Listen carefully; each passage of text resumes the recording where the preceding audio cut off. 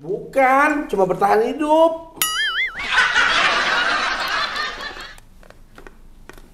Oh, itu bukan talang air sini. Punya tetangga, mampir di mari, akhirnya erek sini dah. Lah, ente kagak jadi naik, Kang? Kagak, di sini juga udah kelihatan. Sob standar kawinan, ente emang bener-bener jadi aneh. Belum aja ente ada geprek ntar. Emang aneh ayam? Aduh, kagak ada tukangannya pusing. Sekalinya ada tukang kayak ente. Bersyukur punya tukang kayak aneh. Udah tetangga balikin ke situ. Bersyukur apaan? Tukang mah nurut, bukan yang kayak ente liar mulutnya.